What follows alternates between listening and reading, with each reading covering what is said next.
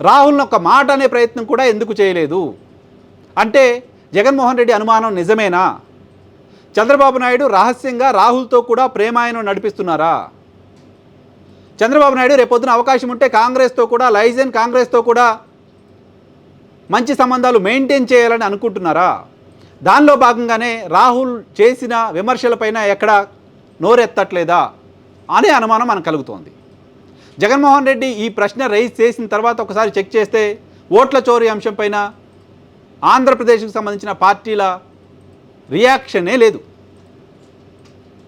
దాంతోపాటు ఆంధ్రప్రదేశ్కు సంబంధించిన పిసిసి అధ్యక్షురాలు తెలుగుదేశం పార్టీ ఎజెండానే మోస్తున్నారు లాంటి ఇంప్రెషన్ ఆంధ్రప్రదేశ్ రాజకీయాలను గమనిస్తున్న వాళ్ళకు ఉంది.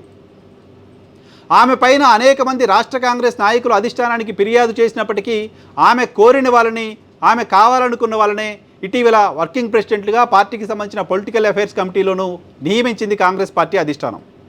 అంటే ఆమె మాట్లాడుతున్న మాటలకు ఆమె తెలుగుదేశం పార్టీ ఎజెండానే మోస్తున్నారని సొంత పార్టీ నేతలు చేసిన ఫిర్యాదులను కూడా పట్టించుకోకుండా ఆమె చేస్తుంది సరైనదేనని అధిష్టానం ఎండార్స్ చేసినట్లుగా కనపడుతోంది. అలా ఎండార్స్ చేయడం ద్వారా చంద్రబాబు నాయుడికి కాంగ్రెస్ అధిష్టానం మద్దతు ఇస్తుందా లాంటి ఇంప్రెషన్ కలుగుతోంది.